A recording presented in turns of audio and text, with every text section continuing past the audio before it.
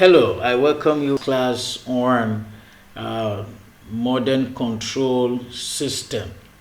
Here we're going to be considering eigenvalues and system stability in modern control system. Of course, you should know that one of the importance of every control system is stability. So we expect that for little disturbance in the system should come back to rest. Of course, that's the idea of stability. Stability means the ability of a system to come back to its position of rest after a little disturbance. So let's look at eigenvalues and how they affect system stability. Now, the eigenvalues, of course, and eigenvectors of a system matrix play a key role in determining the response of the system. From this response, one can show whether the system will be stable and damped, unstable, underdamped. That is, by underdamped we mean system fluctuating at a constant amplitude, or as an unstable system in which the amplitude of the fluctuation is always what? Increasing. The underdamped situation can lead to damage of the system. So it is important to note that only square matrices have eigenvalues and eigenvectors associated with them. The word eigen comes from German and means own. It is the Dutch word for characteristics. Well, you will recall in our previous class we looked at how we can get transfer function from a state variable equation, and we showed you that one of the reasons why we do this is from our state variable equations. When we get the transfer function, we'll be able to extract what we call the characteristics equation. So we're going to look at that, the application of that here. So we can see here we want to look at the characteristic equation from state equation. So recall that GS here means the transfer function. You can refer to our last class. It means transfer function which is equal to, we know that the inverse of this. What is the inverse of this? The inverse of this means C, and the adjoint of that all over what? The determinant. So we can see plus that. So this determinant here is actually, when we equate it to 0, we'll get what we call the characteristics equation. So the characteristics equation is this determinant, the determinant of this equated to what? 0. Good. What are eigenvalues? The eigenvalues are actually the roots of the characteristic equation. They are also referred as what? The poles of the system matrix A. A very important method of determining system stability is to find the system eigenvalues and to examine their locations in the X-plane. Now, what's the X-plane? X-plane is actually, a graph representing, the locations of poles. You have a vertical line, you have the horizontal line. So depending on what you obtain as the values of S, you plot it on that graph, then it's able to tell you if the system is stable or unstable. Here we are going to consider an example. So we are to find the eigenvalues of a matrix A given by this. A is equal to that, and then solution. Now, we know very well that to find the solution of this, we'll have to get what? The characteristics equation. So this is the formula for the characteristics equation, which is lambda I, where lambda is the eigenvalues minus A is equal to what? 0. So how do we go about that? We know that this lambda I, this is here, minus A, this is A, then that is that. Then we do this here and we do the subtraction, and at the end of the day this will arrive this, because we know we have lambda minus 1 will give you this. The next one will be 0 minus 1, that will be plus 1. Then this side will be what? This is 0 minus 0, of course is 0. Then here lambda minus minus 1, which will be lambda plus 1. So now the determinant of this, which is what we have here, the determinant of that will give you this times this minus this times this, and that is that. Then when you factor out so that you can find lambda 1 and lambda 2, you have lambda 1 is 1 and lambda 2 is what? Minus 1. So these are the what? The Eigen values. I hope it's very simple. So it's just straightforward to determine the eigenvalues. Let's consider a second example also where we are to determine the eigenvalues. So we have that this is a system matrix 4, 8, 10, 2. So we have to find what? The eigenvalues. So we develop the characteristics equation as usual. So our characteristics equation is gotten by this equated to 0. So we have this, and this is of course, don't be bothered by how this thing, whichever way you do it, mind you that you know that this is equated to 0. So if you put this here or you put this there, whichever way you take it, you're going to arrive at the same solution. You can try that by putting this place and moving this to this place, you know, following this thing the way it is here. You can try that. You will still arrive at the same solution. It's the same, if you really get what I'm saying. So you come down here.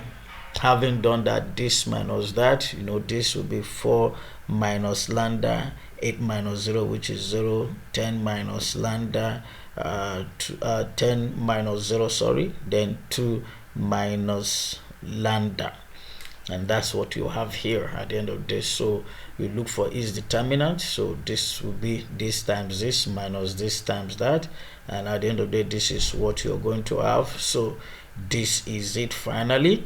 Then when you work out the solution, this will be lambda is equal to 12 and lambda will be equal to minus 6. So these are actually what?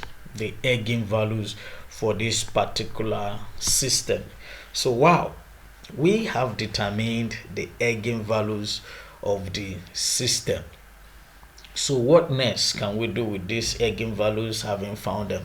So let's move into the next slide. Here we are going to be studying eigenvalues and system stability. Because we have been informed, we are now aware of how to find the eigenvalues considering the system matrix. Well, can get that from the characteristics equation. But what do we do with these eigenvalues? Like we have introduced here, of course, the eigenvalues gives us an idea about the system stability. Okay, let's look at it and see what it means. We have that one of the use of the eigenvalues is to determine stability of the system. The particular stability behavior depends upon the existence of real and imaginary components of the eigenvalues, along with the signs of the real components and the distinctness of their values. So let us examine all the cases. Now we are going to examine cases. We have told you here it has to do with what? The components of the eigenvalues. When you solve that characteristic equation, you can have that lambda can be minus. You can have minus real value. It can also be a complex value, depending, on what you arrive at the end of the day. So let us consider some likely positions. So let us look at case 1. If the eigenvalues are real and negative, that is, we have that all the components of the eigenvalues, they are real. That is, they are real values. That is, lambda is all real. And what? There is no imaginary part, and it is also what? Negative. For such a system, we have that is going to look like an exponent, a decaying exponent. So you can see the graph represented here, a decaying exponent. This is the response time graph. So you can see it will look like a decayed exponent. Now, what is this really telling us? This is telling us that what? Initially it will be high, but over time it will begin to settle.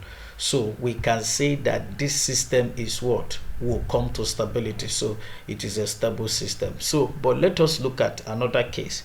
Another case is when we have that the eigenvalue, that is lambda, is actually real, but it is what? Positive. So you can see in this case it is real and negative. Here it is real. Remember that what we have here is positive, but you can see we have 0.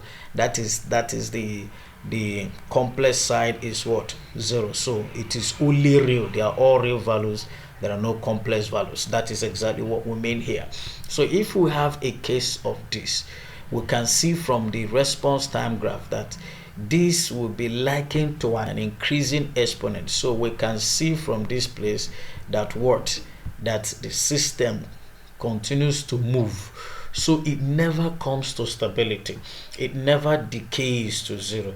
So the response of the system just continues to increase to infinity. So at this point we will say, listen, this system is this control system is going to be unstable. So we'll have to make some adjustments. So let's look at another case 3. I hope you're following.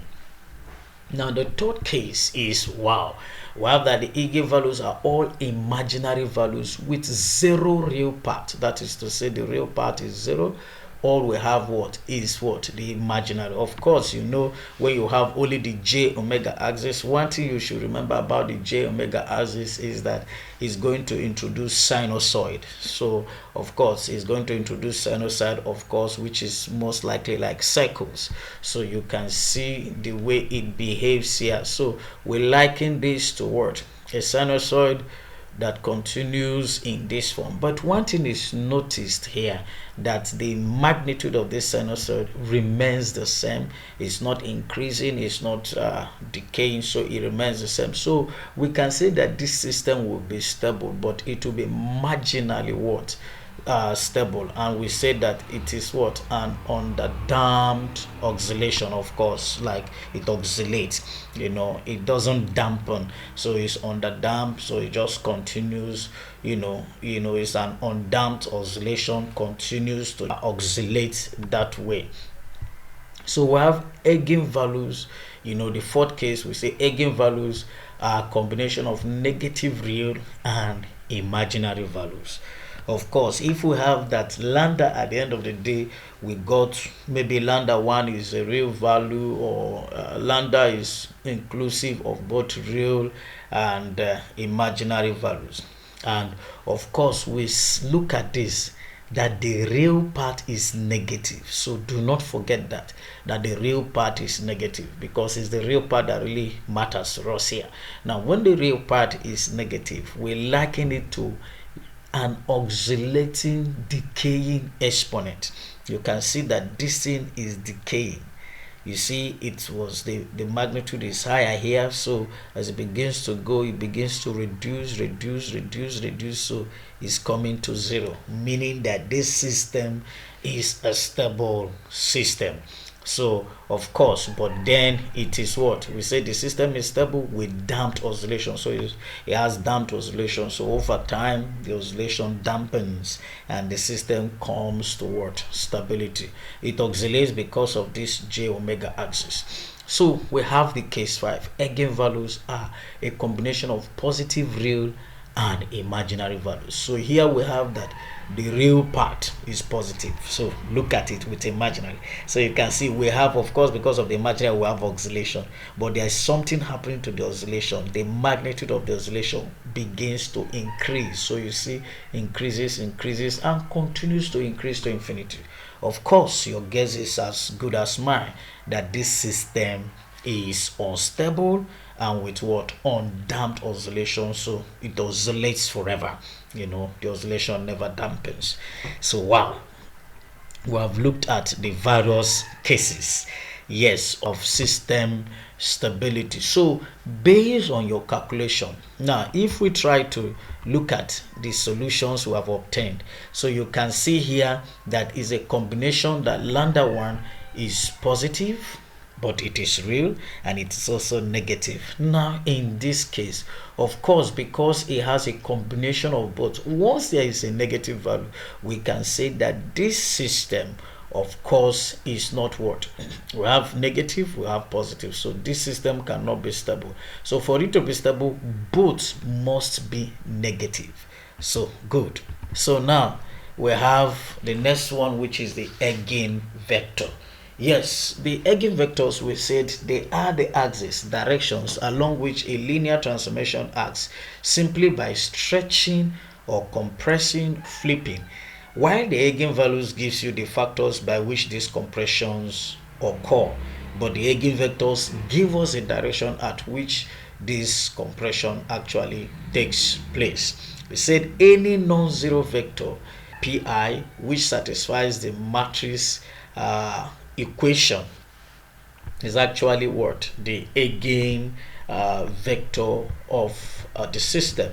So we can see here where lambda I is, can take any of these values. It said denotes that the ith eigenvalue of A is called the eigenvector of A associated with the eigenvalue lambda I. He said the procedure for determining the eigenvectors can be divided into two possible cases depending on the results of the eigenvalue calculation. So we have case 1, all eigenvalues are distinct. Case 2, some eigenvalues are multiple roots of the characteristic equation.